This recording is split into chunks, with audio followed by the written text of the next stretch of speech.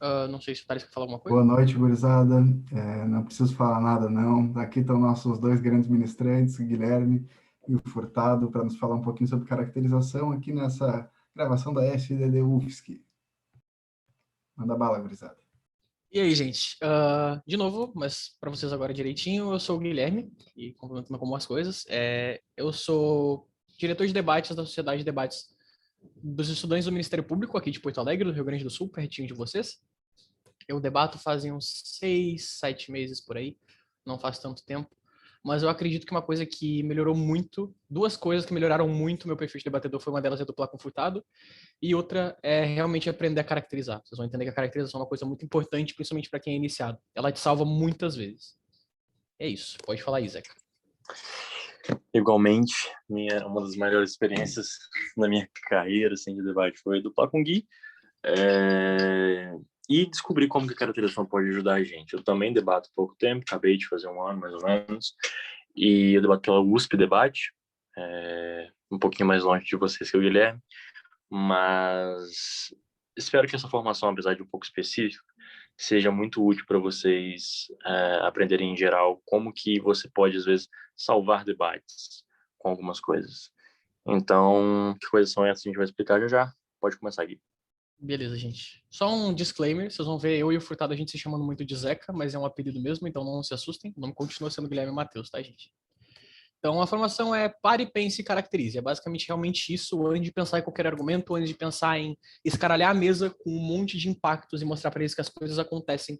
Tu precisa mostrar por que isso é relevante, em qual mundo tu está mostrando que essas coisas realmente acontecem. E esse mundo, essa definição do que ele é, do que faz parte de como as coisas são e acontecem, basicamente é o que compõe a grande caracterização do teu discurso, do teu debate, da tua dúvida.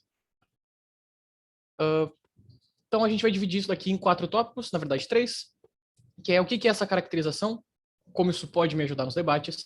A gente vai destrinchar uma caracterização específica e depois a gente vai fazer alguns agradecimentos e tirar dúvidas. Lembrando que o 4º tópico é destinado para tirar dúvidas, mas sempre que vocês tiverem alguma dúvida específica entre os tópicos, isso aqui é uma conversa, gente. Não podem abrir o microfone, interromper a gente e perguntar. A gente pede que vocês se sintam realmente livres para isso, ok? Basicamente, a introdução é eu e o Matheus, vocês já sabem. O objetivo dessa formação é basicamente agora falar um pouquinho de como é que isso me ajuda. Realmente, existe sempre aquela situação de que, pelo menos eu via muito isso quando eu treinava com Furtado, a gente ia para algum debate, que a gente sempre ia para aquela de sala 1 cai, sala 1 cai, sala 1 cai, porque a gente não conseguia entender muito bem o que acontecia, a gente não conseguia entender muito bem quais eram os impactos que eram tão grandes assim, porque a gente sabia como chegar naqueles impactos, mas a gente não sabia o que fazer para que eles realmente fossem acreditados. Quando a gente realmente entendeu o que era uma caracterização, quando a gente aprendeu a mostrar qual é que eram os agentes interessados naquilo, que a gente precisava pintar qual é que eram as forças deles, basicamente, mostrar qual é que eram as relevâncias que eles tinham, respectivamente, dentro desse cenário, a gente conseguiu entender que é como se fosse um quebra-cabeça. As coisas se encaixam e tu consegue entregar para a mesa um caso muito mais fechadinho, muito mais bonitinho. Ou, basicamente, quando a gente chegava no salão, o que acontecia é que as pessoas simplesmente conseguiam mecanizar argumentos muito melhor que a gente. E, às vezes, a solução que a gente tinha era, às vezes, falar assim, olha, a gente talvez não vai conseguir mecanizar tão bem, mas uma coisa que a gente pode fazer é pintar o mundo do debate para o educador, que ele vai considerar os nossos argumentos, mesmo que não tão bem mecanizados, mais intuitivos. Então, se você é uma pessoa como a gente era, que, tipo, tinha facilidade em, às vezes, cair numa sala média e depois ia para a sala 1 e caía, talvez esse caminho por fora possa ser bom para você. Exatamente, gente. Exatamente. Vamos lá para a próxima, então, e começar direitinho. SDUFS que é braba. Bora lá.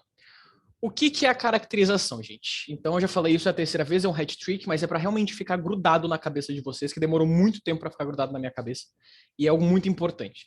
Vocês literalmente estão fazendo o papel de um artista dentro de um debate, vocês estão querendo pintar o quadro para a mesa. Vocês estão querendo olhar para a big picture, tipo, entender o que está acontecendo e mostrar para ela por que as coisas são assim. Mostrar o porquê que elas são assim um pouquinho mais além, mas mostrar para a mesa que elas são, como elas são, quem está ali, isso que é a caracterização. Por exemplo, essa casa privatizaria os Correios. Basicamente, o que tu está fazendo nessa moção é que tu quer, de certa forma, se o Furtado quiser complementar um pouquinho também enquanto eu falo, é basicamente tu tá querendo tirar poder do Estado e dar poder para uma iniciativa privada. Quando tu enxerga esse debate, além só dessa moção, tu consegue entender que ao privatizar, tu tá tirando poder do Estado. Então, como é que ele vai reagir ao perder poder sobre os Correios? Tipo, basicamente, qual é que é a postura do Estado? Quem é que é o Estado? E como é que ele está inserido dentro desse cenário? E por que o agente privado é melhor? Quem é que é esse agente privado? Por que ele é assim, como ele é? Tu tá caracterizando todos esses agentes que têm algum interesse dentro dessa moção. E lembrem-se que, tipo, a questão da caracterização é que geralmente o que ela analisa não é exatamente um fenômeno em si. Então, por exemplo, às vezes tirar o poder do Estado em relação a determinada coisa é um fenômeno. O que a gente tem que analisar na caracterização é como um fenômeno geralmente acontece, ao invés de como ele plausivelmente acontece só na situação X. Isso deixa a caracterização muito mais difícil de refutar, porque caracterização é sobre a gente achar trends, sobre a gente achar padrões. Então, em que outras situações o Estado teve que perder alguma coisa? Como ele reagiu? Como foi a reação dessa coisa? São todos os tipos de coisas que a gente vai ter que caracterizar para a mesa. Exatamente. É literalmente a caracterização disso. Tu não quer fazer um argumento específico mostrando o Estado vai reagir dessa forma por causa disso, disso, daquilo. Mas o Estado vai reagir assim porque é um trend dele. Tipo, ele costuma reagir assim. E diversos outros momentos que tu caracterizou o Estado como daquele jeito faz ele ser assim, basicamente. Tu não tá mostrando que naquele específico momento ele vai fazer aquela específica coisa para garantir um impacto completamente específico numa linha reta de segmento. Tu tá querendo provar que o Estado é assim. E ele tende a agir assim por causa disso. Independente da situação, ele tem essa tendência, como o Furtado disse. Da mesma coisa do agente privado, que é do outro lado, e etc. A caracterização é basicamente tu pegar essas coisas e explicar para a mesa. Certo? Mas fica, tipo, um pouco... Fica um pouco abstrato quando a gente fala, olha, gente, vocês têm que pintar uma obra de arte para mesa. Qual é a função primária da caracterização? Ela é aumentar a plausibilidade de argumentos, mostrar por que o argumento vai acontecer, mais do que simplesmente fazer análise de mecanismo. Para falar o que eu falei em palavras super simples agora, quando você está fazendo um argumento, basicamente você é ensinado todo o tempo, tipo, mostrado que você tem que falar como que aquele argumento acontece. O que a gente faz na caracterização é ter a função primária de mostrar por que ele acontece. Então, por exemplo, o que não é uma caracterização? A gente chegar num debate de RI e falar assim, olha só, os Estados Unidos vai intervir mal na Rússia, que quer dizer, tipo, numa guerra entre a Armênia e o Azerbaijão, em Nagorno-Karabakh, lá foi uma moção que eu e o Zezé a gente pegou uma vez no campeonato, e a gente falou, os Estados Unidos vai intervir mal em Nagorno-Karabakh porque ele foi um interventor ruim no Afeganistão e no Iraque. Isso não é bem uma caracterização, porque não dá plausibilidade de por que aquilo vai acontecer. Uma caracterização boa seria, olha, os Estados Unidos vai intervir mal em Nagorno-Karabakh porque ele tem incentivos ruins, como o petróleo, dominação cultural opressiva, pouca escrutinização de órgãos internacionais, a hegemonia americana controla eles por esses próprios órgãos de outros países, a estratégia, alguns outros países não peitam os Estados Unidos. Então, esses são incentivos trend, são incentivos repetidos e padronizados que os Estados Unidos têm para ser um péssimo interventor. Então, isso que é pintar a arte que a gente está falando para vocês, é aumentar a plausibilidade do argumento e mostrar por que ele acontece, não necessariamente como seria um mecanismo. Exatamente. Basicamente, numa linha, assim, pegando bem uma visão completamente panorâmica do teu discurso, e não especificamente do teu impacto, da tua claim, da tua caracterização e etc. É exatamente o que o Zezé falou. Percebam que quando tu tá jogando uma claim, tu quer provar que ela acontece. Mas, de certa forma, para tua prova ela passar, tu precisa de uma boa caracterização de mostrar que aquelas coisas tendem a acontecer mais que uma vez, não especificamente só naquilo. Tu está caracterizando os agentes que estão ali dentro. Entendam o agente não tão somente como, é uma moção de agente, eu preciso caracterizar os agentes que estão dentro dela. Não, tipo, agentes de interesse. As pessoas que realmente estão participando daquilo. Como elas tendem a agir, como elas tendem a responder. Qual é que é o meio, como é que o meio tende a funcionar, basicamente. Uma moção sobre indígenas, não sei se o Furtado lembra, o Zeca, que a gente debateu num torneio interno que teve, que era o primeiro Open Cabaré. Nossa, tem um ótimo exemplo sobre isso, vai continuar. Era uma moção de indígenas, basicamente, que o Furtado estava numa sala diferente de mim, e ele ganhou o debate, eu também, que a gente, inclusive, fez duas caracterizações completamente diferentes, para vocês verem como isso é muito volátil. A forma que tu enxerga o meio é muito volátil. Então, tipo, tu pega e tu não pinta os indígenas para... Era uma moção sobre... essa casa acredita que os indígenas, para defender a floresta amazônica, deveriam tomar uma postura de vigilantismo, se eu não me engano. Era alguma coisa desse tipo. Que era uma moção já rodada.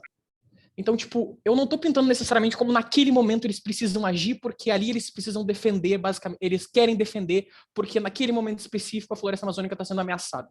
Não, eu fiz uma caracterização de como é que os indígenas eles têm uma ligação muito grande com a floresta e por muito tempo, por tipo, muitos anos, eles tentaram proteger aquilo para garantir uma força, para garantir uma consolidação de território, basicamente. E por que aquilo é importante para eles, não tão somente para a visão enquanto povo e tribo e etc., mas uma visão muitas vezes espiritual que é impossível desatrelar daquele grupo de pessoas. Não é uma coisa que somente naquele momento no status quo vai acontecer, mas que há muito tempo tende a acontecer porque eles são assim. Daqui para trás acontece, daqui para frente também vai acontecer, e essa é a caracterização. Cara, incrível que nós dois, a gente estava em salas separadas realmente, mas nós dois ganhamos esse debate em cima de caracterização, porque, gente, o que acontece com caracterização? Geralmente ela entra em debates um pouco mais abertos, onde é um pouco difícil definir o que vai acontecer. Então é um pouco tendencial a gente usar a caracterização com um pouco mais de força, quando a gente sente que as duplas não sabem muito bem tipo, em que termos elas estão falando. Tipo, como que vai ser esse vigilantismo? Quem exatamente dentro da comunidade indígena vai fazer esse vigilantismo? E contra quem exatamente? Quando você vê que tem uma moção que tem uns termos meio abertos assim, pode ter certeza que um debatedor assim com experiência média para cima vai usar muito caracterização. O que o Guilherme usou para vocês aí, acabou de falar para vocês, ele fez uma caracterização do agente. A caracterização que eu fiz nesse debate foi diferente. Foi uma caracterização dos meios de tomada de decisão. Isso é muito importante. Então, por exemplo, o que eu falo? A moção era exatamente sobre isso, né? Sobre quando se os índios deveriam usar formas de vigilantismo. O que eu falei? Eu falei que a tomada de decisão dos índios, da comunidade indígena, era geralmente tomada pelo seu líder cultural, que era, não sei, o cacique. E o cacique era uma figura que tinha que inerentemente demonstrar, apesar de qualquer coisa, uma postura de força.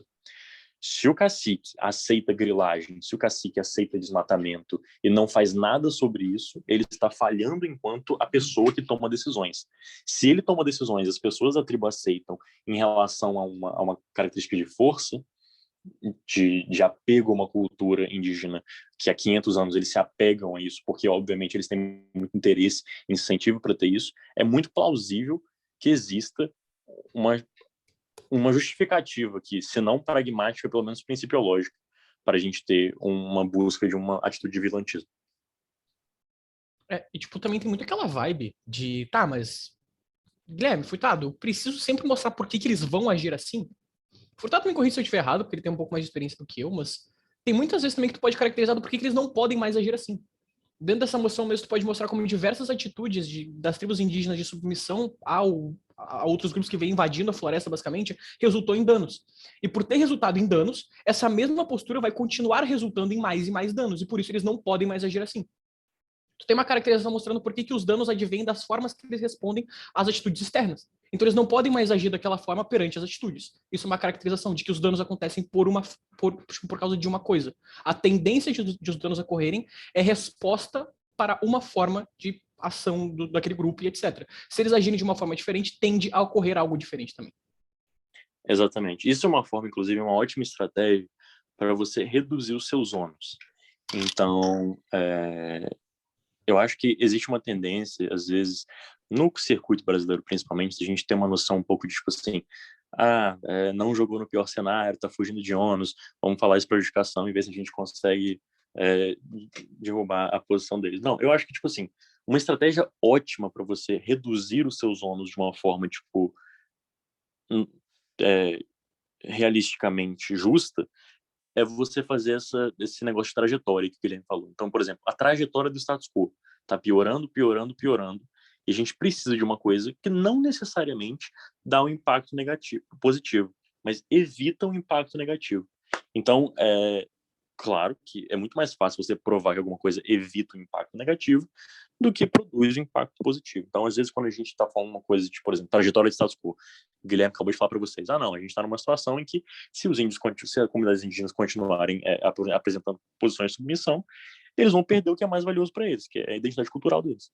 E a gente está justificado em apresentar uma medida que pare isso, certo?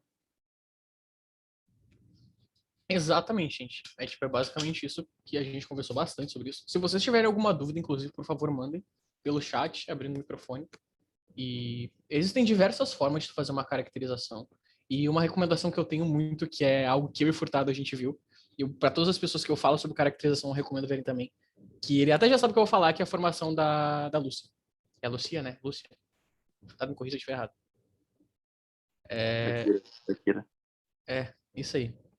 Eu vejo a formação de caracterização dela. Basicamente, ela fala as coisas sobre todas as moções que tu vai enxergar, todas as moções que tu vai pegar num torneio, num Major, num 9-5, qualquer coisa, sempre vão ter pessoas interagindo dentro dessa moção, grupos interagindo dessa moção. Tudo que a gente falou, basicamente, é tu mostrar por que eles vão continuar agindo de tal forma, ou por que eles tendem a responder de tal forma. As tendências, exatamente isso que a gente falou para vocês. Caracterização é mostrar o mundo, como ele é, pintar o mundo para o indicador e por que ele é, não por que ele é assim, por que ele vai ser assim especificamente nesse caso, mas por que ele tende a ser assim diversas outras vezes. Certo? Então, eu acho que eu particularmente, eu tenho uma forma, acho que um pouco diferente da do Furtado de fazer uma caracterização, porque eu abordo a caracterização como um argumento. Eu não argumento propriamente dito com impacto, claim, etc. Tanto que a claim está entre aspas para vocês entenderem. Mas eu divido a minha caracterização. Então, tipo, dentro dessa moção de que essa casa privatizaria os Correios, por que o Estado merece perder esse poder? Tenta explicar como o Estado errou algumas vezes nesse âmbito, ele tende a errar novamente, como ele oferece um serviço não tão bom e isso causa danos, e tende a causar cada vez mais danos por causa da forma que ele está agindo.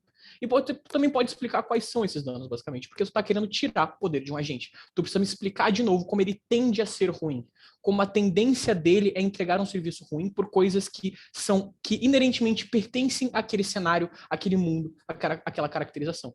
Quais vão ser as reações a partir disso? Não é como se o Estado ele fosse simplesmente se revoltar contra toda a sociedade, ou contra a iniciativa privada, ou contra todo mundo, porque ele não pode fazer isso.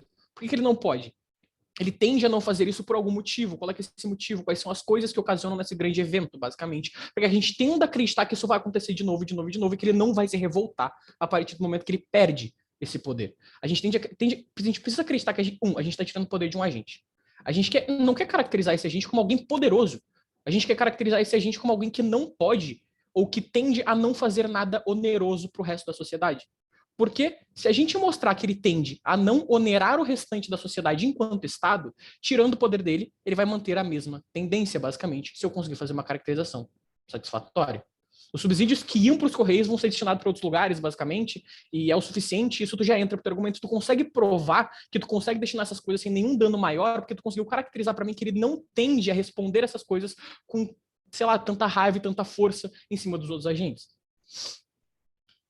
Gente, eu acho que uma coisa ótima de adicionar exatamente nessa parte bom, antes de tudo, eu acho que a caracterização é dividida em 3 partes: descrição, justificativa e implicações. Agora, é importante a gente falar de descrição, que é o que o Guilherme já começou a fazer.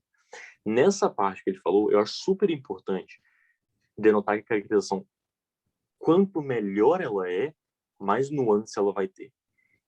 Então, nessa questão do Estado, por exemplo, quem é o Estado? Tipo, eu acho que é muito interessante a gente falar de agentes institucionais. Então, por exemplo, quando você fala, a Rússia fez uma parada, não sei o quê. Bom, a Rússia não fez nada. Eu acho que é muito interessante a gente falar, tipo assim, o Kremlin fez isso, ou a KGB fazia isso, ou as oligarquias do Putin fazem isso. Eu acho que teve a final anulada do Open Brasil sobre privatização sobre privatização do setor de energia. Eu era segunda oposição, e eu tinha que falar mal da privatização, mais ou menos. Mas o primeiro governo fez um trabalho ótimo em mostrar os incentivos da privatização, que são os clássicos, que é tipo assim, primeiro, você tem uma dívida grande a ser paga, e a privatização é um jeito eficiente de pagar essa dívida. Eu acho que é o principal incentivo mais intuitivo possível para a privatização. E a garantia que eles dão que não vai dar toda a merda que a primeira oposição queria falar é o seguinte: gente, mas vai ter regulação. Tem órgãos do Estado regulando essa atividade privada. Então, não achem que vai ser esse pandemônio capitalista. Eu ganhei esse debate, basicamente, caracterizando bem como funciona a regulação. Porque o que acontece? É um órgão público que fiscaliza um órgão privado, que fiscaliza um órgão público, que fiscaliza um órgão privado, que fiscaliza um órgão público, e um órgão privado vende e distribui energia no Brasil. Então, caracterizando todos esses agentes institucionais, eu dei muito mais nuance e deixei muito mais fácil comprar a indicação, comprar o fato de que não necessariamente essa regulação ia acontecer de um jeito efetivo. Então, acho que quando vocês estão descrevendo o Estado, quem cuida da venda do correio para privatização? Por que eles querem fazer isso? Quais os incentivos que esse órgão específico tem? Quais os órgãos que esse órgão influencia e por que esses órgãos seriam beneficiados ou prejudicados por causa disso. Certo, Gui? Exatamente. Gente, inclusive, é exatamente isso que o Furtado falou, o segundo ponto que eu ia entrar. Mas antes disso, me veio um insight muito bom de um debate para vocês verem, para o pessoal que debate, gosta de inglês, etc., tem facilidade no inglês. Vejam, para quem não tem, tem legenda e etc. Eu acho que eu ou o Furtado, a gente tem esse discurso também escrito para passar em português, é 2 palitos, então, se vocês quiserem, pode me pedir. Que é, não sei se tu lembra, Zeca, o debate que a gente escutou num treino, acho que com a Alice, não sei se tu lembra. Que era Do final. Kremlin, né? Do Kremlin. Sim, Basicamente, lembro. o cara ele fez uma semelhança, o debatedor ele fez uma semelhança entre dois agentes, que era Kremlin e Putin. Ele mostrou uma tendência na caracterização do Kremlin que se assemelhava à caracterização do Putin para mostrar como os dois são parecidos e tendem a fazer a mesma coisa.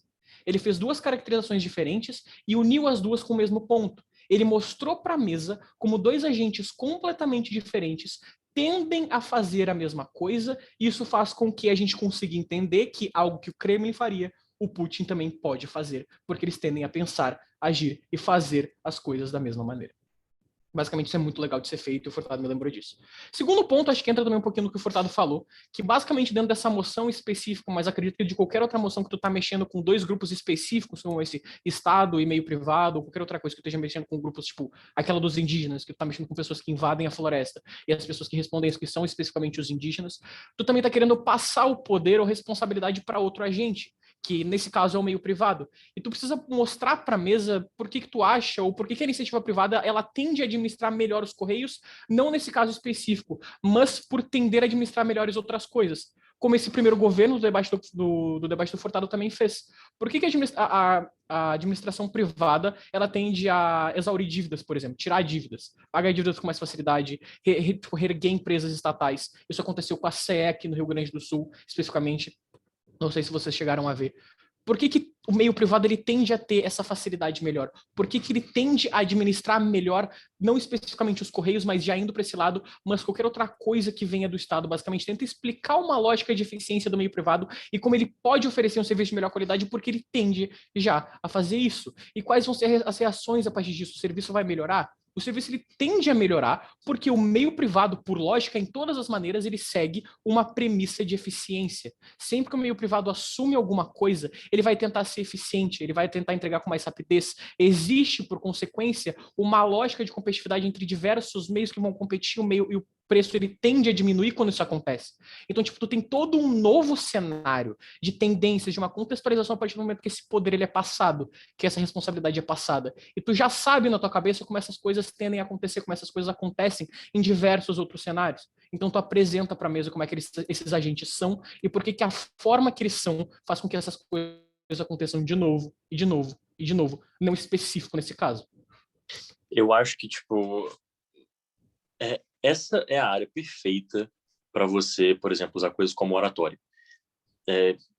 Não afirma, descreva com muita intensidade mesmo. Eu acho que, assim, é um exercício até de, como o Guilherme falou, mesclar o argumento com a caracterização. Eu acho que chega um ponto que realmente o argumento e a caracterização são um só. Porque quanto mais você caracteriza, não só você está farmando plausibilidade para o seu argumento, mas você também acaba fazendo um argumento. Então, por exemplo, perguntas que eu acho que são interessantes você fazer nessa área descritiva que o Guilherme está falando. Primeiro, óbvio, quem é o ator, tipo, quem ele é, tipo, é o Estado, é o Kremlin, é o próprio Putin, tipo, como ele tem mudado na história, o que ele já fez até hoje, se ele está, tipo, numa constante de trends, como os Estados Unidos em relação a ocupações, quais são os incentivos dele, mas eu acho que isso fica um pouco para a segunda parte, que é justificativo. Quais são, e aquilo que eu falei dos índios, quais são os processos de tomada de decisão deles ou de pensamento? Só porque está, por exemplo, no interesse da empresa fazer alguma coisa, ela vai fazer? Não, empresas têm processos de tomada de decisões muito complexos. Tem acionistas, tem CEOs, tem conselho, tem board, não sei o quê. Então, foque em grupos dentro do grupo. Por exemplo, como a gente vai falar de países? Como é que a gente coloca país nesse negócio de processo de tomar decisão? Eles também têm processo de tomar decisão muito complexo. Então, a gente pode falar de como, por exemplo, o argumento que eu e o Guilherme usa sempre, BRI. Nossa. A gente costuma falar do BRI o tempo todo. O que é o BRI? Acho que vocês sabem. BRI é o Belt and Road Initiative, que é basicamente o plano de expansão econômica da China.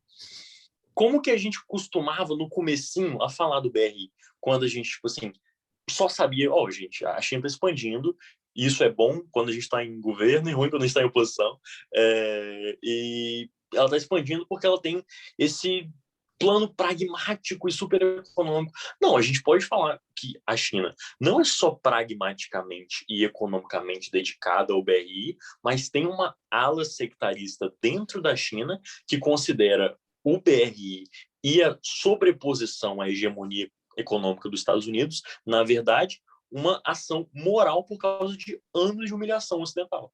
Então, tem uma ala da China, do governo da China, que está fazendo o BRI por questões quase irracionais. Eu acho que, por exemplo, se você quiser, não, a gente vai remover esse incentivo econômico, isso não quer dizer que você acaba com o BRI. Isso quer dizer que existe uma ala dentro do PCC que ainda está interessado na expansão chinesa para retribuir humilhação moral ocidental. E outra coisa, capacidade. O Guilherme acabou de falar. Por que empresas geralmente conseguem desafogar estatais? Como que o seu ator, o seu agente opera? Quanto poder que ele tem? Que cartas na manga que ele tem? Qual é o valor dele dentro do debate? Qual a influência, por exemplo, que está no debate em alguém que está num bloco econômico? Tem aquele... Como é que é o nome daquele bloco econômico da África? Bem, tem um bloco econômico da África lá, tem o Mercosul, tem a União Europeia. Que influência que o seu agente tem dentro do bloco econômico? Que influência que o seu agente tem sobre instituições? E se o seu agente for uma instituição, quem essa instituição controla? Movimentos sociais? Credibilidade de poder de voto? Celebridades? E quem está mais vulnerável? Então, por exemplo, seu agente às vezes pode ser um agente muito vulnerável. Crianças. Tem um debate, tem uma moção que ela é muito controversa, a moção das mais controversas que eu já ouvi. Esta casa apoia o ensino de técnicas de autogratificação sexual nas escolas. Como que você caracteriza uma criança aqui? Uma criança, tipo, se você estiver em oposição, uma criança é uma pessoa que está extremamente vulnerável, que é uma coisa que a gente não gostaria que tivesse um adulto em posição hierárquica de poder superior ensinando ela coisas sexualmente explícitas. E, como eu disse, caracteriza mais de um ator. Eu acho que essas perguntas são ótimas para vocês fazerem na fase descritiva. Dois pontos sobre isso, gente. Primeiro ponto, eu falei Kremlin, eu recebi aqui que eu realmente falei Kremlin. Eu queria falar outro líder da Rússia em um tempo passado, mas como o Furtado tinha falado de Kremlin, veio na minha cabeça. Então, basicamente, zoou, confundi tudo. Então, assim, gente, eu sou burro, mas nem tanto. Perdão. Segundo ponto basicamente isso. Acho que eu consigo trazer muitos exemplos de China como o Furtado trouxe, inclusive sobre caracterização. E para tu ver como é engraçado, porque o mesmo assunto, quando tu cai num debate, quando eu, por exemplo, caio num debate sobre China, eu gosto muito de debater China, etc. Eu sou uma pessoa que realmente gosto de debater relações internacionais que, de alguma forma, envolvem a China. E tu consegue ver que tu consegue caracterizar dos dois lados, basicamente. O Furtado trouxe uma caracterização X, e esses dias eu estava debatendo sobre essa casa assinaria ou não o BRI, basicamente, com a China, enquanto Brasil, né? E eu expliquei como necessariamente isso configura uma ligação direta com a China e como necessariamente as pessoas, os comerciantes, o comércio, basicamente, ele tende a, de alguma forma, fugir da China porque o único suspiro democrático dentro da China é Hong Kong. Então, basicamente, todas as vertentes de força que o Furtado ele até caracterizou isso uma vez no debate que a gente fez sobre BRI também, tendem a fugir para Hong Kong porque é o único suspiro democrático, tendem a fugir da China porque eu perco autonomia sobre minha própria empresa. Então, quando eu estabeleço, quando eu vou estabelecer alguma relação com a China por tendência, essas empresas também vão fugir de mim porque eu tenho relação com um grande bicho papão das relações internacionais pro meio privado, porque é o grande bicho papão comunista, socialista e etc. Que ele constantemente emprega incentivos à produção em outros países que fazem um tratado comercial com ele, porque ele não tem mais uma produção tão forte assim, graças a essas empresas privadas que não estão lá dentro com tanta força, basicamente. São diversas coisas que tu consegue brincar, que tu consegue enxergar, que tu consegue mexer. Quando tu enxerga um agente, quando tu tem conhecimento sobre o agente, ou não tanto, tu consegue enxergar tendências, padrões dentro dele. É como se fosse um jogo de computador, um League of Legends, um Rocket League, qualquer coisa que tu enxerga, basicamente, que tu tá jogando contra alguém, tu tá jogando com alguém, e tu consegue ver que naquele tema específico tu tem muitas coisas, muitos espectros para enxergar. É como se uma caracterização sobre um tema específico fosse, não queria deixar isso muito difícil, mas um poliedro. Ele tem diversos lados, tu enxerga por diversos espectros. Só que cada lado que tu tenta enxergar esse poliedro, tu vê diferentes formas, diferentes tendências. Um mesmo agente, ele tende a agir de diferentes maneiras perante diferentes situações, basicamente. Um novo debate sobre indígenas e a floresta, se não fosse sobre proteção, avanço ou qualquer outra coisa, dependendo do comando da moção, dependendo do que ameaça aquele cenário, do que deixe de ameaçar, a caracterização seria completamente diferente. A tua descrição, que o Furtado disse, mas o que eu chamo de claim, basicamente, seria completamente diferente. Tu teria que situar a tendência dele de agir perante outras forças, basicamente. Então, ponto sobre isso. A tua caracterização sobre um tema específico, como China, que o Furtado disse, BRI, ela não é um script. Tu não pode dizer que todos os debates sobre China vão pender para a mesma caracterização. Senão, o movimento de debate seria sempre o mesmo para todos os debates. Diferentes perspectivas pedem diferentes caracterizações, que pedem diferentes tendências, que pedem diferentes coisas e geram diferentes debates. A tua forma de enxergar o debate, a tua forma de entender aqueles termos, de entender aqueles agentes e explicar para a mesa como perante diferentes situações, eles atuam de formas diferentes, é o que faz tu ganhar um debate, basicamente. Então, eu vou trazer um exemplo aqui, porque eu brinco bastante com o Zeca. Então, vamos ver. O Furtado, ele pode agir de uma forma X quando ele está sóbrio, e as tendências do Furtado em agir de uma maneira sóbrio são de uma forma específica. Mas o Furtado, quando ele está com muito sono, ele está longe da pandemia, em alguma festa ou qualquer outra coisa, ele tende a agir de formas diferentes, porque são cenários diferentes. Então, eu acho que é basicamente isso. Tem uma pergunta ali. Gui, amigo, quando a gente não tem uma percepção muito boa sobre um agente, ainda dá para caracterizar de alguma forma? Quais dicas tu daria para esse caso? Quando tu não entende muito bem um agente específico, quando, por exemplo, tu está centralizando, vamos pegar esse exemplo da China, tá? É um debate sobre China e tu não sabe muita coisa sobre a China. Tende a enxergar de fora. De fora. Ok, eu não sei qual é que é a relação da China com outras pessoas, mas qual é que é a relação das outras pessoas com a China? A partir disso, tu consegue aproveitar algumas coisas. Mas acredito que a saída para isso, um pouquinho mais específica, é realmente estudar, é realmente ver debate. O Furtado ele vai complementar com a mesma coisa e eu realmente quero que tu complemente para mostrar o quanto isso é forte.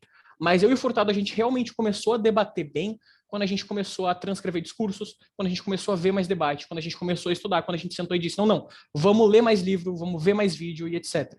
Esses dias a gente estava vendo vídeos sobre deontologia e utilitarismo dentro do Homem-Aranha. Então, tu realmente precisa consumir muita coisa, tu precisa saber muita coisa, quais são as relações de um agente, basicamente.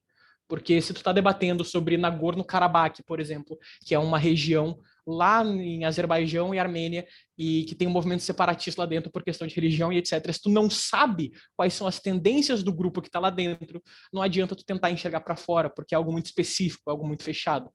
Existem debates que tu consegue ter uma visão um pouquinho mais panorâmica, mas existem debates que realmente são mais difíceis, que realmente pedem de ti o conhecimento. E os melhores debatedores que pegam primeiro nesses debates, além de serem os que sabem construir, que tem uma técnica, uma mecanização boa, são os que realmente conhecem o assunto para virar e falar, não, o que o outro falou tá errado. Por causa disso, eles tendem a agir dessa maneira e não daquela. Caracterização, além de técnica, é conhecimento. É isso que eu posso dizer para vocês. Exato, eu acho que, tipo assim, é uma área muito pouco explorada, principalmente no nosso circuito. O nosso circuito que vocês vão ver, geralmente, gente, a fórmula que vocês veem aqui, sentar no debate, tem 8 pessoas mecanizando discurso, mecanizando argumento. Então, tipo assim, se você fala, gente, olha só, e eu acho que, geralmente, vocês sabem que debate tem a ver com oratório e tal, mas eu acho que o oratório, inevitavelmente, plays a part, tipo, inevitavelmente tem seu papel dentro do debate. Então, por exemplo, no Speaker Points, eu acho que todo mundo aqui é interessado em algum nível em ter um título individual, de maior debatedor, não sei o quê. Speaker Points é oratório.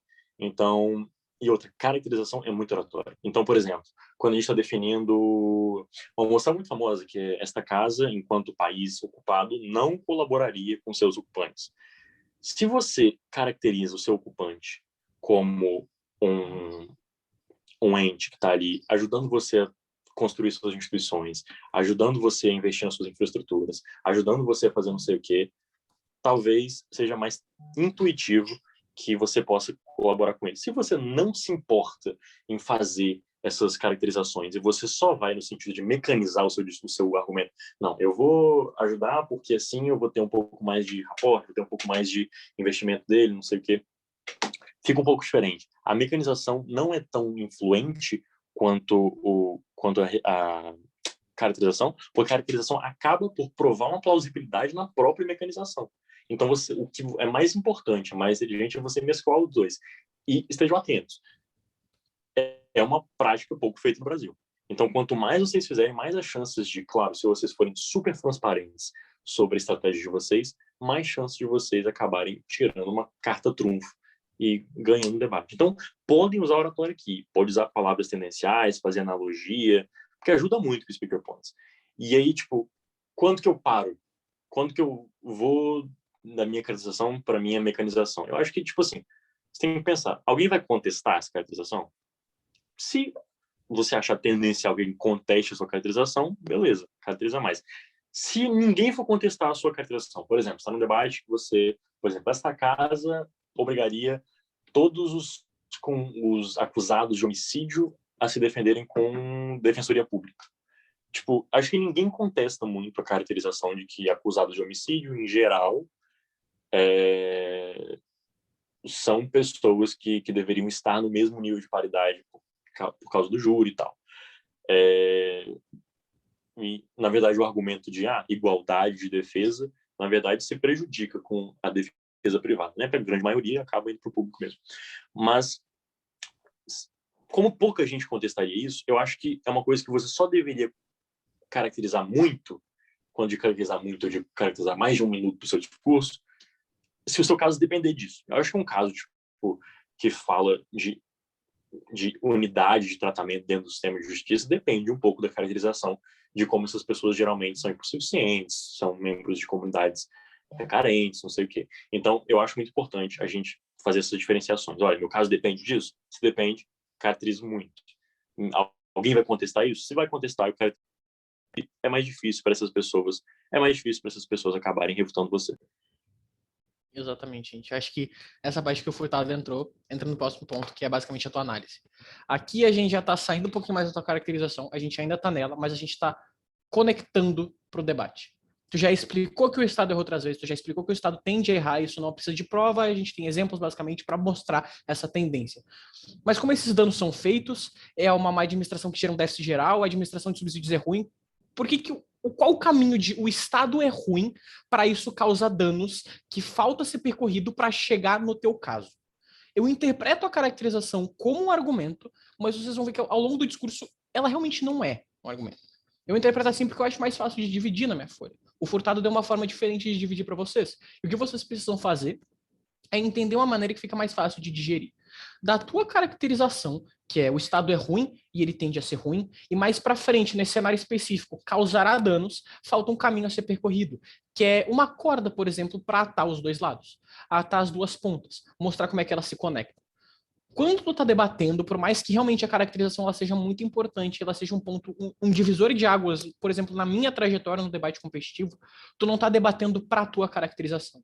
Tu tá fazendo a tua caracterização para os teus argumentos. Então, tu precisa conectar eles. A tua caracterização ela pode ser sensacional, ela pode ser incrível, ela pode ser 10/10. Tu pode provar que uma coisa que eu nunca imaginei que aconteceria realmente tende a acontecer pelos agentes que estão envolvidos.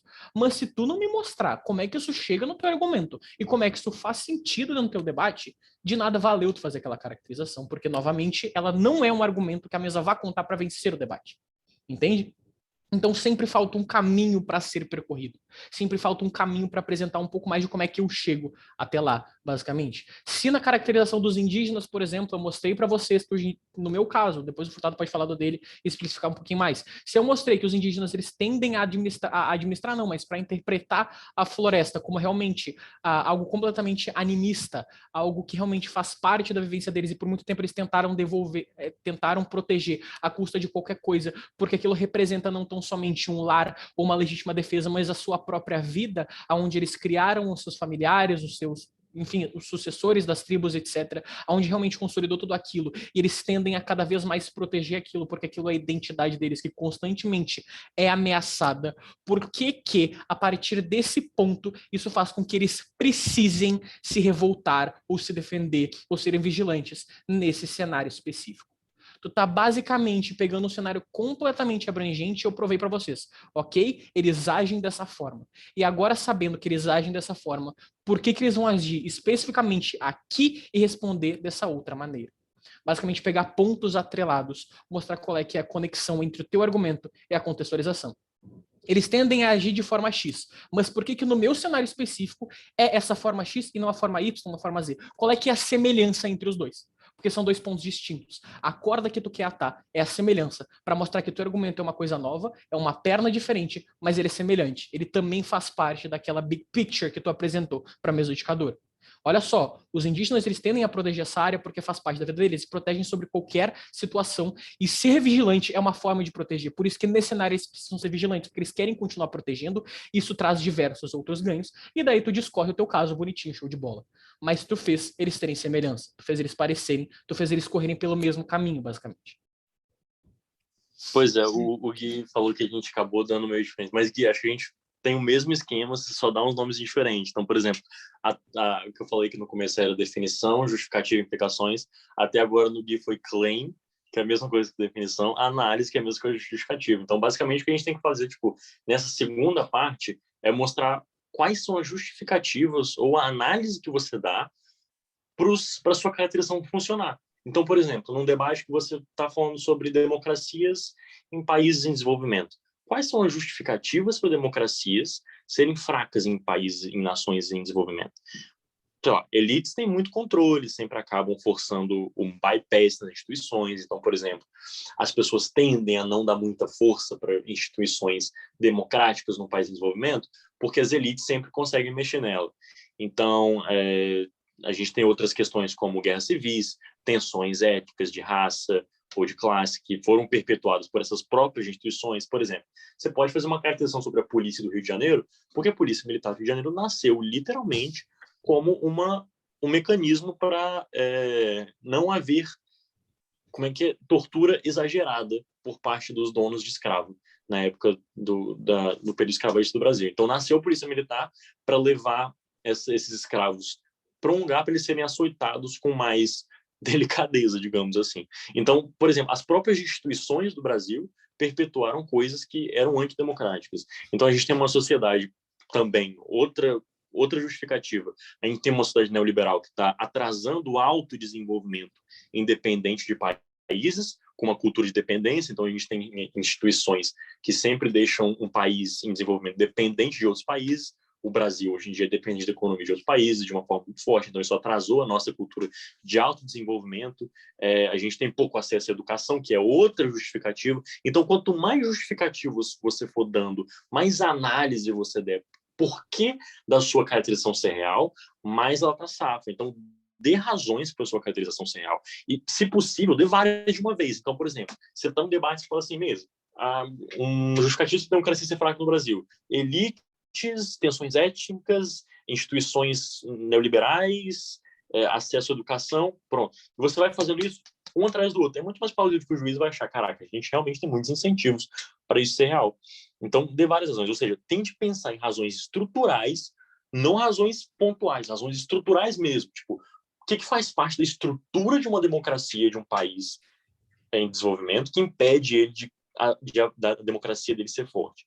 Que não dependam do que você já disse antes na sua caracterização. Então, lembra, a parte da claim ou a parte de definição não pode entrar aqui. As justificativas não são a mesma coisa da caracterização. Então, você vai falar, olha, nosso agente é assim, ele tem esses incentivos, ele opera dessa forma, essas são as pessoas que tomam decisões por ele, e eles vão fazer isso. Por quê? É essa parte agora. Por quê? Porque isso. Certo? Então, essa é a parte de análise. Certo, Gui? Exatamente. Gente, inclusive um exemplo muito bom, que é o que eu falei no quadro passado, acho que retrasado também, que tem muitas vezes que tu só quer mostrar que tu quer evitar que uma coisa tenda a acontecer novamente. Um exemplo disso é um debate que eu tive na AGV, tá, gente? Que era um debate basicamente que essa casa acredita que deveria existir censura ou que deveria existir uma moderação mais elevada nos meios de comunicação digitais, basicamente. Tu deveria, de alguma forma, não tolher a liberdade de expressão, mas ser um pouquinho mais incisivo na forma de punir essas pessoas, tipo, tirar contas, etc. Qual é que foi a minha caracterização nesse debate? Eu queria mostrar por que isso realmente tem que acontecer. Eu mostrei como constantemente, ao longo da história humana, grupos que tinham mais poder, grupos étnicos que eram, por uma perspectiva completamente preconceituosa, mais bem vistos, a exemplo dos europeus contra os indígenas, por exemplo, em diversos lugares, eles eram mais bem vistos, eles tinham mais poder, etc. Como numa zona que basicamente não tinha regras de fala e de diversas outras coisas, de atitude, de comportamento, nessa zona, o grupo que tinha mais privilégios, ele tende a se sobressair sobre o que tem menos e conseguir mandar nele. Eu mostrei para a mesa educadora como no curso da história de exemplos, eu mostrei por que isso acontece consecutivamente em diversos momentos, que tu tem, um lugar que não tem regras, 2, um grupo subjugado, 3, um grupo que subjuga. Então, necessariamente, nesse cenário específico, todas as vezes o grupo que subjuga vai segregar cada vez mais o grupo subjugado. E o que eu fiz? Eu mostrei, a gente não quer que isso aconteça nas redes sociais. E por que isso aconteceria nas redes sociais? Porque Facebook, WhatsApp, diversas outras coisas, da forma que estão, de certa forma, um grupo com um lugar com poucas ou quase nenhuma regra de expressão e basicamente essas coisas. A gente tem pessoas que são deliberadamente preconceituosas, que demoram para ser banidas. Então a gente tem um lugar, em semelhança com o passado e diversos acontecimentos históricos, que, não tem regras, ou pelo menos muito poucas. 2, a gente tem grupos que dentro da sociedade contemporânea são, infelizmente, alvos de preconceito. LGBT, pessoas negras, mulheres e etc. A gente tem pessoas que são alvos de preconceito. E terceiro, a gente tem pessoas preconceituosas. São coisas semelhantes. São 3 pontos semelhantes entre a minha caracterização e o meu argumento. O que eu provei para a mesa? Se a gente deixar da forma que está, sem ter nenhuma ação incisiva, as coisas vão tender a se repetir, e repetir, e repetir. Por que isso acontece? Eu dei exemplo do Donald Trump e diversas outras coisas, como isso está acontecendo já. Então, eu mostrei uma tendência no passado, eu mostrei um cenário semelhante no presente, e mostrei como que, se a gente não fizer nada, a contextualização diz pra gente, essas coisas vão acontecer e essas coisas não são legais. Eu atrelei as duas coisas. Eu mostrei para a mesa como o ato de não fazer. O meu argumento é mostrar que os impactos são danosos. São calar minorias, segregação, subjugar essas minorias, a espécie de um apartheid tecnológico e diversas outras coisas. Só que para isso, a minha garantia foi a minha caracterização junto de uma contextualização à luz de diversas semelhanças entre os dois pontos. Eu mostrei para a mesa aqui, olha, tem X aqui, tem X, triângulo e quadrado aqui. E no meu cenário contemporâneo também tem X, triângulo e quadrado. O que impede desses danos se repetirem? Nada, porque eu já mostrei para a mesa como tendencialmente eles se repetem. De novo e de novo, over and over again. Tipo, aqui eles podem repetir também. E eu não quero que eles repitam. E eu mostrei para a mesa como eles estão tendendo a repetir a partir de diversos acontecimentos que levam ao passado. Então, olha só, a gente precisa fazer isso. Essa moção precisa passar para que isso não aconteça de novo. Foi um argumento que, basicamente, o pilar era a minha caracterização. Se eu só tivesse falado para a mesa, olha só, se a gente tem um lugar, se a gente tem um lugar sem regras e as pessoas são assim, assim, assado, isso vai ser ruim porque eu vou segregar minorias. Poderia vir a bancada, eu posso falar, não, porque o Facebook é diferente, não, porque hoje em dia as pessoas, existe um controle muito maior de narrativa, não, por causa disso, por causa daquilo outro. Agora, se eu dei uma contextualização e mostrei, não, as coisas acontecem e vem acontecendo constantemente assim. A falha é o comportamento, a falha é as brechas que a gente dá. E aqui tem as mesmas brechas. Eles não precisam só bater no meu argumento, eles precisam bater na minha caracterização que está sustentando tudo aquilo. Basicamente é isso, né, Zeca? Toque, exatamente. Eu acho que, tipo assim, é muito, muito legal a gente falar essa questão de bater na caracterização, porque é um jeito muito efetivo da gente, às vezes, realmente se defender. A caracterização, por exemplo, qual é o ponto de fazer uma caracterização? É deixar o seu argumento mais intuitivo. Então, por exemplo, e isso é um problema muito complexo, às vezes, que a gente só descobre bem na frente, que existem argumentos intuitivos, existem lados intuitivos numa moção, às vezes. Eu estava debatendo um dia desse com a Carolina, com a Carolzinha, e estava uma moção que era: esta casa apoia o uso de drones na eliminação de terroristas pelo exército americano. Cara, tipo, é intuitivo que drones matem menos do que tropas. É intuitivo que drones causem menos dano colateral do que tropas. Então, a caracterização em lado de oposição, ela é toda para conseguir equilibrar a intuitividade do seu argumento. Então, quando você faz um argumento tipo, que é contra-intuitivo, a caracterização, você não pode ter medo de fazer uma caracterização. Então, se existe uma diferença Mas claro que existe uma diferença entre o contra-intuitivo e do maluco, mas se for contra-intuitivo, foca na justificativa. Você vai fazer um argumento que não é tão intuitivo assim, uma caracterização, desculpa, que não é tão intuitiva assim, mas você acha que você precisa dela para ganhar, você precisa que a equipe inimiga passe um tempo tentando refutar a caracterização que você fez, mesmo que o argumento dele seja mais intuitivo, foca muito na segunda parte, que é essa parte da análise, em justificar ele. Então, por exemplo, se eu desse uma caracterização que, na verdade, as pessoas iam ficar mais estressadas, as pessoas iam reagir pior a drones, as pessoas iam ficar muito mais, tipo, num sentimento de vigilância constante, as pessoas iam se radicalizar mais. Eu deveria ter passado mais tempo justificando por que elas iam fazer assim. Por quê? Séculos de opressão, noção hiperbolizada da tecnologia americana, falta de contato humano, tipo, dar incentivos mesmo, entendeu? Para a caracterização dar certo. Mesmo o lado da Carolzinha sendo mais intuitivo, ela teria que ter passado, bom, não ela, porque ela era o primeiro governo nesse debate, mas segundo o governo, teria que ter passado mais tempo tentando derrubar a minha caracterização, certo? Para conseguir atacar o que eu estava falando. Exatamente, gente. Sério, eu fico bobo porque caracterização realmente foi uma alavanca no movimento de debate para mim.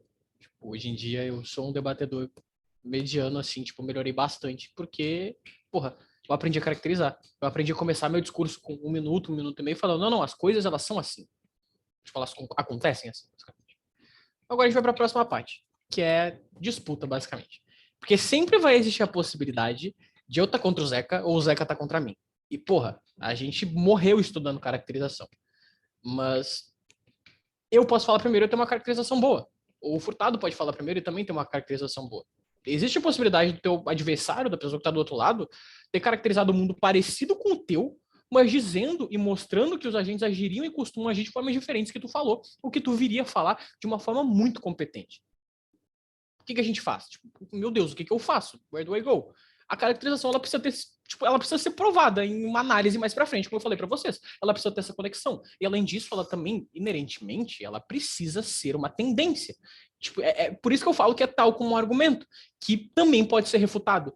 É exatamente o que o Furtado falou. Às vezes tu passa mais tempo, às vezes tu passa menos tempo, mas a caracterização também precisa escutar.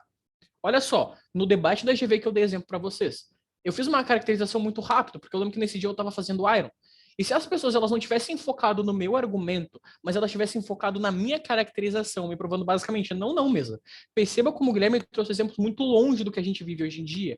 A época não existia controle de poder, não existia, por exemplo, um Estado, não existiam órgãos reguladores, basicamente. E por isso que as coisas aconteciam assim. O cenário de hoje em dia é completamente diferente e ter recaracterizado o meu cenário. Tipo, ter feito uma caracterização completamente diferente, refutando a minha caracterização. Tipo, olha só, o que o Guilherme falou é verdade, o que o Furtado falou é verdade. Mas dentro de um cenário que é completamente diferente, que tem agentes, órgãos, pessoas específicas e grupos específicos que atuam de formas completamente diferentes do que a gente tem hoje em dia.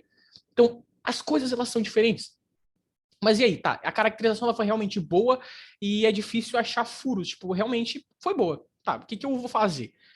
Então, se eles disseram, por exemplo, no exemplo de essa casa privatizaria os Correios, que o Estado é bom e que ele quer proporcionar um bom serviço para a sociedade, tu pode concordar. Ele pode realmente ser bom e querer o melhor, mas ele consegue ser muito mais eficiente aliviando os gastos com os Correios e conseguindo destinar para saúde, educação e outros. A pessoa pode mostrar como basicamente o Estado ele tende a prover um serviço bom, ele pode fazer uma caracterização mostrando como o Estado ele tende a regular essas coisas, como ele não tende a ser tão ruim quanto a gente falou. Mas tu fala, beleza, eu compro tudo isso. Mas daí tu deixa a caracterização de lado, tu realmente faz a dele. E aí tu vai para pontos em comum. Tu aceita. Nos piores momentos possíveis, ao meu ver, a minha estratégia é olhar e admitir, ok, a caracterização dele foi boa. Se eu for realmente refutar esse ponto, eu vou perder muito tempo. Então eu vou comparar. Quem sabe as coisas realmente sejam assim, mas também trabalha para o meu lado. Por quê? Um ponto muito importante. Se a caracterização ela é boa e com muito pouco furo, é porque ela é justa. E se ela é justa, tu consegue trabalhar nela. Então, escute a caracterização e anote a caracterização como tu escuta e anota um argumento. É isso, eu acho. Exato. Tenho muito cuidado na hora de conceder caracterizações. O que eu acho? Eu acho que a regra básica do debate, o Golden Rule, não minta em debates, tá bom? É uma coisa, tipo assim, você vai levar shame por causa disso. Existem pessoas no Movimento Device que te dariam um shame, assim, sem muita hesitação, se você mentisse no debate.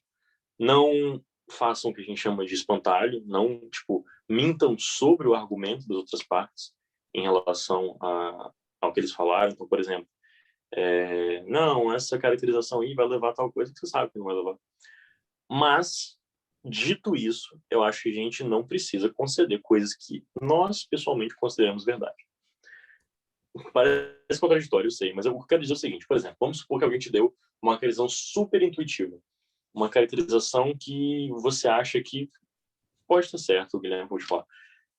Entendo que aquilo é uma coisa que você tem que trabalhar dentro, como o Guilherme acabou de falar para vocês, mas cuidado ao concedê-la.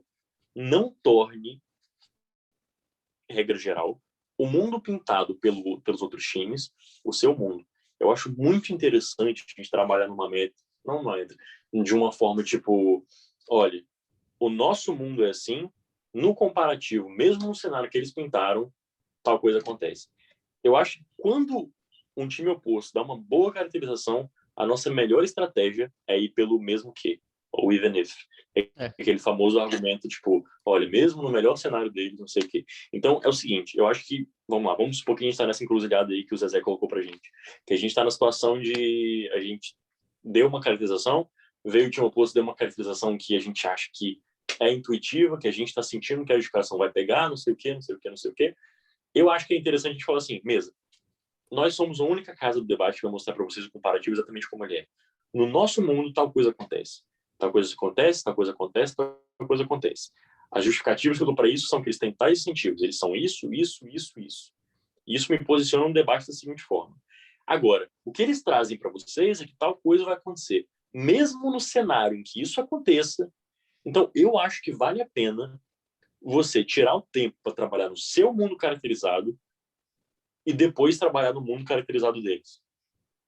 Porque eu acho que conceder uma caracterização, às vezes, é complicado. É complicado ainda mais quando a gente está numa moção que é um pouco intuitiva para certo lado. E eu acho que é aí que o que o Zezé falou sobre comparar fica muito importante. Essa terceira parte que o Zezé chama de disputa, eu chamo de implicações, disputa/implicações, é a parte mais meta-análise do debate. É a parte que você literalmente vai falar assim, mesa, essa foi a minha caracterização, eu dei tais justificativas e é X que vai acontecer no debate agora. Você vai começar a fazer comparações. Se você caracteriza um ator como vulnerável, ele importa mais. Se você caracteriza um ator como perigoso ou instável, ele importa mais. Então você tem que caracterizar as coisas de uma forma que você consiga elevar o valor do seu argumento, certo? E aí que você compara. Não, mas aí o agente que eles caracterizaram é menos importante por causa da nossa caracterização, não sei o quê. E mesmo no cenário, aí vem que eu acabei de falar, mesmo no cenário que um agente seja importante, o nosso agente ainda consegue exercer tal função. E aí a gente vem aquele negócio que o Gui falou também, a trajetória do status quo. Use esse negócio, tipo assim, parar danos futuros para baixar os seus ônus. Não necessariamente você tem que provar que as coisas vão melhorar. Às vezes só tem que caracterizar uma necessidade de impedir a piora. Então, o que você faz nessa terceira parte? Você vai deixar o seu argumento plausível, e aqui que você é super transparente com a mesa, meu argumento ficou mais plausível, o ator vai reagir assim, portanto o impacto vai acontecer, e a caracterização que faz fluir isso só vem na gente. Uma técnica ótima em segundo governo é falar bem assim, olha só, primeiro governo deu tais mecanismos para falar que isso vai acontecer, mas o fato disso acontecer depende e está contingente numa caracterização que o segundo governo deu, ou seja, os impactos de primeiro governo só acontecem com o discurso de segundo governo, portanto, a gente ganha. Então, a gente deixa o argumento mais plausível, deixa o argumento melhor caracterizado, faz uma comparação e seja sempre transparente sobre a sua direção estratégica. Fala, mesa, eu estou fazendo isso para isso. Eu estou fazendo isso para isso. Eu caracterizei para isso. Eu caracterizei para aumentar a relevância do meu argumento. Porque o edificador vai te acompanhar. O edificador sabe que você está fazendo uma estratégia. Se você não falar para ele, acredite, é pior. Vai aqui. Então, gente, eu acho que é basicamente isso. Tipo, realmente vocês têm que tomar muito cuidado em conceder alguma coisa. Você está concedendo um cenário que a bancada contrária quis pintar pro discurso deles. Então é literalmente o even if. É fazer bem o metadebate mesmo. Eu faço das palavras, eu assino embaixo do que o Furtado falou, porque existem situações que é realmente difícil. Isso aqui é muito de iniciado para iniciado, como eu coloquei no começo. Tipo, vocês estão são iniciados, eu sou iniciado, o Furtado ele deixou de ser iniciado faz pouco tempo. Então, tipo, realmente algumas salas um pouco médias, baixas, médias altas. Quem sabe uma caracterização realmente seja o diferencial de um debate. Fazer a caracterização seja o diferencial de um debate. Mas em um debate alto, uma final de Open Brasil, uma semifinal de Open Brasil, sabe, um nacional, um major, qualquer outra coisa desse tipo, todas as bancadas, literalmente todas as bancadas sabem fazer caracterizações. Todas as bancadas sabem ler o cenário que está sendo debatido. Todas as bancadas sabem disso. E se todas as bancadas sabem disso, não basta tu saber fazer. Tu precisa saber trabalhar com outras pessoas que também sabem fazer o mesmo. Isso é muito mais coach talk, tipo, não é só saber fazer, é saber que em algum momento da tua trajetória tu vai lidar com outras pessoas que também sabem fazer. E tu precisa assumir, ok, foi bom, eu preciso realmente trabalhar com isso, mas não conceder, comparar. Ainda que isso aconteça, os danos são esses, os ganhos são esses, vice-versa, basicamente. Eu acho que é isso. Muito bom. Então, eu acho que isso é uma boa caracterização, gente. Então, tipo, decorem esses tópicos, os nomes que eu coloquei aqui, com os nomes do Furtado, o que vocês preferirem, ou deem nomes também, que vocês quiserem. José, Ana e, sei lá, Paulo, e chamem o que vocês quiserem. E sempre lembre de como agir e pensar, saca? Sempre lembre do que fazer na tua caracterização. Sempre lembre de como levar a mesa indicadora para o teu argumento. Como levar as pessoas que estão no debate, como levar todas as pessoas pro teu argumento a partir de uma caracterização. Correto? A claim é como o que o teu mundo tipo, se parece. Como as coisas tendem a acontecer dentro do teu mundo, com os teus agentes. A análise, por que ele é assim nesse mundo específico? Conectar a tua claim com a tua análise da tua caracterização. E a disputa é basicamente find them all.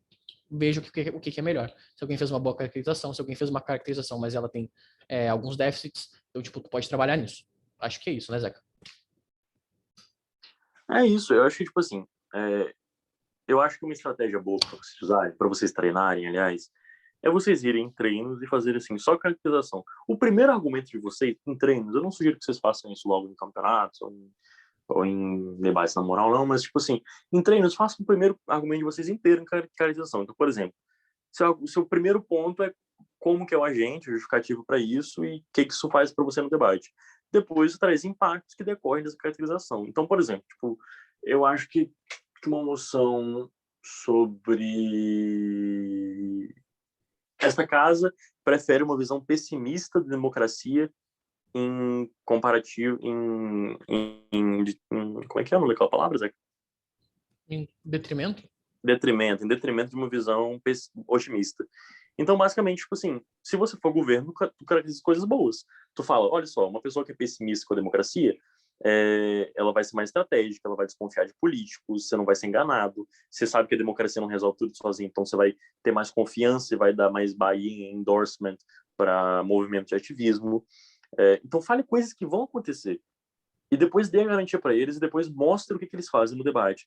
Na oposição, você falaria coisas diferentes. Você falaria, olha, você não vai votar, você vai considerar isso uma causa perdida, você não vai engajar, você não está nem aí.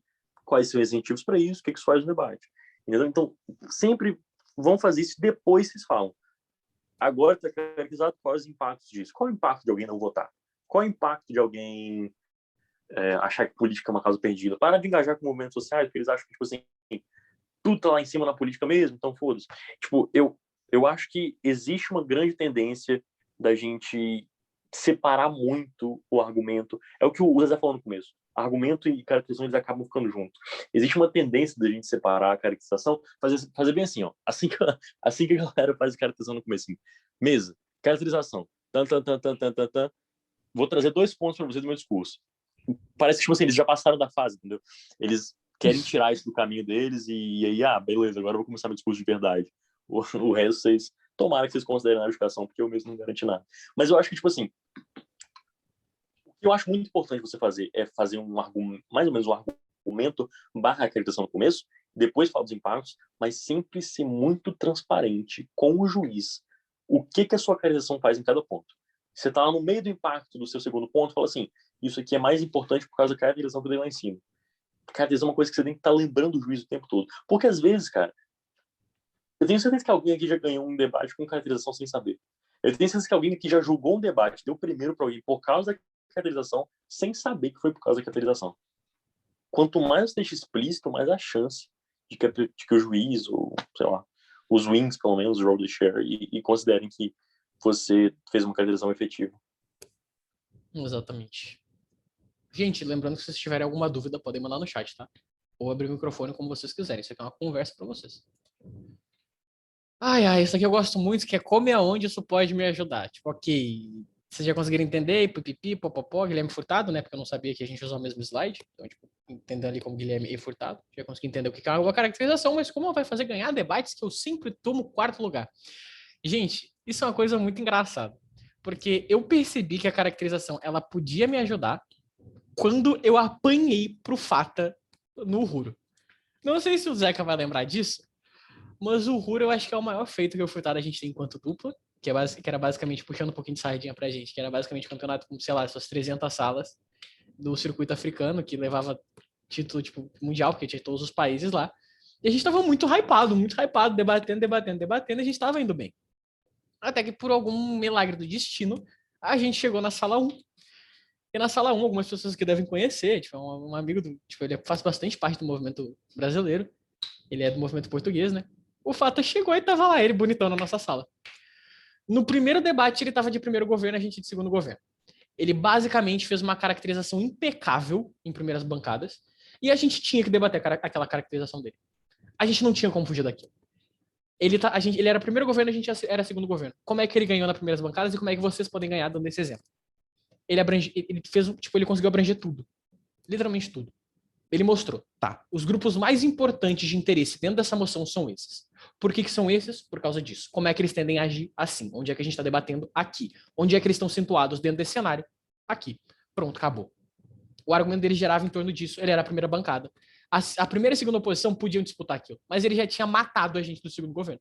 Então, tu simplesmente mata tua casa baixa fazendo uma boa caracterização. E a primeira oposição também sofreu pra cacete naquele debate, porque não tinha muito como responder aquilo. Tipo, tu tinha 7 minutos para pensar depois de uma caracterização do Fata. Não tinha muito o que fazer. Então, com uma boa caracterização, ele matou primeira oposição e segundo governo. O segundo lugar estava garantido no discurso de primeiro-ministro. O segundo debate, se o Zeca quiser falar, Zeca, fala o que aconteceu. É o do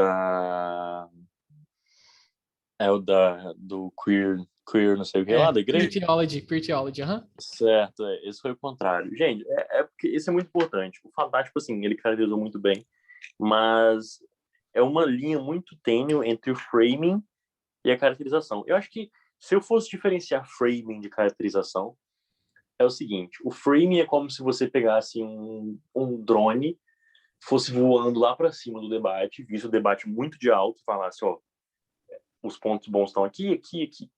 Então, o que o Fatah fez? O Fatah fez um framing fantástico no primeiro governo, naquele debate que ele acabou de falar, que é o seguinte, ó, os agentes mais importantes são esses, esses e esses. E aí ele começou a fazer a caracterização, que potencializou o frame dele. No segundo debate, a gente pegou o primeiro governo e a gente falou, ó, agora é a nossa vez, né?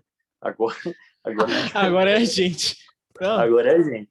E aí, cara, eu fiz um discurso, assim, maravilhoso. Eu adorei aquele discurso. Eu tenho um salve ali que, tipo, e super usei oratório e tal. Achei que ia pegar um speaker point muito alto, não sei o quê. E aí era um debate, se não me engano, sobre como que a comunidade LGBTQIA+, deveria usar as próprias palavras da Bíblia e tal para lutar contra a Igreja Católica, ou se eles, sei lá, deveriam ser mais apaziguados com a Igreja Católica. E eu faço um discurso maravilhoso. A gente faz um caso maravilhoso sobre como, tipo, a gente está numa janela de oportunidade, que não sei o quê, que nunca foi tão progressista, não sei o quê e tal. A partir desse dia, o Zeca nunca mais parou de falar de janela de Overton. Pode continuar. É verdade, verdade. E aí, cara, chegou o Fatah no segundo governo e falou assim, gente, isso aqui é sobre mulheres muçulmanas.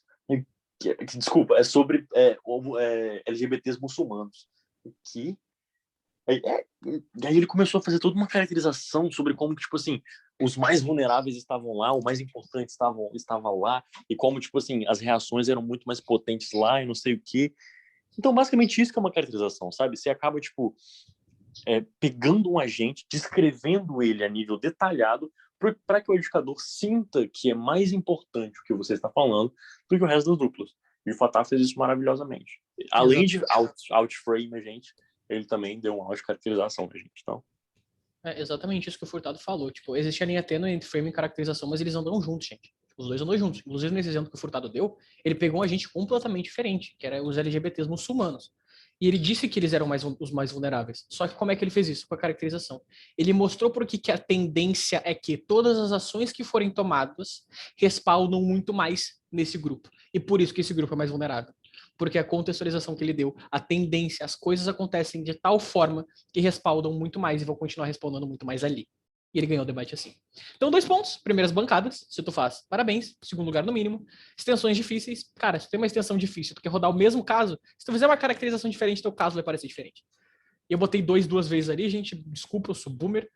Mas o terceiro é pontos de informação. Se tu faz uma boa caracterização, ou ainda que tu não tenha nem feito, mas tu sabe quais são os agentes envolvidos, tu sabe como é que são as coisas que acontecem, tu sabe quais são os pontos de informação que tu consegue fazer. Se na tua cabeça tu entende o cenário, tu entende como é que o agente específico X vai agir porque ele tende a agir dessa forma, e o debatedor fulano tá falando que ele vai agir de uma forma completamente diferente, tu sabe que tu precisa fazer um ponto de informação perguntando por que ele não vai agir de tal forma se o passado mostra que em tal lugar ele agiu assim, assim, assado, por exemplo. Se tu entende o cenário que está sendo debatido, se tu entende os agentes que estão naquele cenário, tu entende como fazer um ponto de informação matador. Porque tu entende o debate. Tu entende a caracterização. Eu acho que é isso. Então, vamos para Destrinchando, gente. Um discurso do Bolsonaro de 2016, que é o discurso... Assim, eu sei que existiu muita coisa aí que passou. Hoje em dia tem Hamza, tem Lucia, enfim, tem pessoas sensacionais no movimento mundial, mas para mim esse discurso do Bolsonaro e acho que para diversas pessoas é incrível. E é o discurso que fez eu realmente entrar de cabeça no movimento de debate e querer treinar. Então, deixa eu só diminuir o chat aqui. Se vocês tiverem alguma dúvida, por favor, façam para o microfone agora. Mesa Os Pobres do Mundo. Já mostrou qual é que é o grupo que ele está trabalhando. E não importa em qual país eles vivem, atualmente vivem sobre uma ditadura. Eles vivem sob uma ditadura conhecida como sem alternativas, acorrentados por um capital que foi adquirido de forma injusta, constrangidos por uma pequena nobreza que não faz nada além de perseguir seus próprios interesses e acorrentados pelo fato de que eles não podem fazer nada além de olhar para a questão da sua própria subsistência. Então, tipo, basicamente isso é um frame de como é que é o cenário, ele conseguiu me framear, mas existe um destrinchando um pouquinho e dando a introdução para a caracterização dele, porque quem sabe desse discurso, eu não consegui colocar tudo, mas a gente pode falar um pouquinho mais dele, mais para frente ele vai mostrar como essa pequena nobreza que está colocada aqui em vermelho, por que essa pequena nobreza ela tende a agir assim? Porque o sistema de propriedade privada faz com que constantemente ela continue perseguindo seus próprios interesses. Isso é uma tendência que está exposta no frame, mas é explicada na caracterização. Os pobres do mundo vivem sob um sistema de ditadura, sob uma ditadura conhecida como não alternativas. Por que isso acontece? Por conta dessa ideia de propriedade privada que faz isso acontecer. Entende, Zeca? Sim, exatamente isso. Beleza, obrigado, cara. Valeu. Então, tipo, acho que dentro desse ponto de destrinchando grandes caracterizações, eu acredito que isso daqui é um bom exemplo. Eu não consegui colocar todo o discurso, então isso aqui ele tende a ter aquilo que o Zeca falou no passado, que é essa linha tênue entre framing e caracterização. São duas coisas que andam muito parecidas, então aqui tende a ser um pouquinho mais de framing, mas passando um pouquinho para caracterização, e vocês conseguem ver um pouquinho mais do discurso dele. Então, tipo, uma dica que eu dou para vocês é, além de somente treinarem caracterização, além de somente irem para torneios e praticarem a caracterização, literalmente destrinchem. Existe uma caracterização muito boa que é da Jess na semifinal do Berta Lutz, que é a moção sobre as Coreias, basicamente. Que ela consegue mostrar para a mesa com muita clareza por que o governo da Coreia o ditador da Coreia do Sul, o Kim Jong-un, é o Coreia do Norte, enfim, eu sou burro, é uma das duas que tem a ditadura, e eu sempre confundo, mas o Kim Jong-un, ele tem uma linha vermelha, e diversas vezes ele não cruzou essa linha vermelha, que é perder o seu poder de soberano, que é perder a hierarquia, que é perder o posto de ditador. E se a outra Coreia tentar uma entrada agressiva, ele vai responder de forma agressiva, porque ele não quer ter que cruzar a linha vermelha dele e perder esse posto de ditador. Então, se vocês querem boas caracterizações, se vocês querem ter boas caracterizações, Norte ditadura, Sul é K-pop. Muito obrigado. Então, se vocês querem fazer boas caracterizações, treinem, anotem, estudem, vejam a formação da Lucia, vejam diversas coisas, mas da mesma forma vejam debates, certo? Procurem debates até mesmo do circuito brasileiro, que existem debatedores que são muito bons, Carolzinha, a Jess, a Alice, a Luísa Cortes, grandes debatedores que fazem grandes caracterizações. Entendam como é que eles trabalham. Adotem a própria postura de vocês para fazer uma caracterização. Seja com flag muito explícito, como o Tomás faz no discurso deles, seja com flag não tão explícito, como a Jess tende a fazer no discurso dela. Adotem as formas diferentes. Vejam os discursos. Vejam como é que vocês conseguem entender e pensar de uma forma mais aceitável e mais digestiva para a própria mente de vocês. Eu acho que o melhor jeito de treinar mesmo é, por exemplo, eu e o Zé, a gente, por exemplo, no nosso auge, né? A gente acordava umas 7 horas e ia treinar todo dia, juro, todo dia. E aí a gente fazia uns treinos assim. Como é que jogador de futebol treina? Ele não joga uma partida inteira de futebol com o time dele, né? Ele vai fazendo alguns drills específicos de algumas habilidades específicas. Então, por exemplo, é chute, é drible, não sei o quê. E a gente fazia isso. A gente, por exemplo, a gente vai treinar caracterização hoje.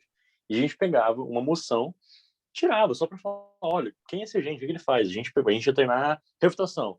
Faz um argumento aí. Se tem 10 minutos para fazer um argumento, eu vou só refutar. E a gente corrige a refutação junto para ver se pegou todos os pontos. Então, eu acho que para caracterização é a mesma coisa.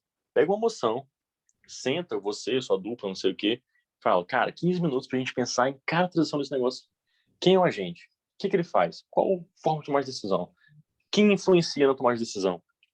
Aí depois, justificativos. Por que ele faria isso? Justificativa 1, 2, 3, 4, 5. Agora, onde que isso me posiciona no debate? Isso me deixa, tipo assim, eu ganho qual clash no debate? Porque a primeira coisa que você pensa quando você entra num prep time é clash, né? Tipo, tá, qual que vai ser o clash nesse debate? É segurança versus liberdade? É cooperação versus coerção? É isso versus isso? Então, tipo assim, quando você acaba a sua caracterização, você fala, como que isso me posiciona em relação aos clashes? Como que isso me posiciona em relação às oposições? Como que isso me posiciona em relação a meus ônus? Entende? Então, eu acho que é uma daquelas coisas que você treina melhor quando você não treina em debate treino, quando você treina com exercícios específicos. Exatamente. Mesma coisa para refutação, mesma coisa para comparativos, eu acho. Eu acho que a única coisa que você treina bem ou melhor em debate treino é...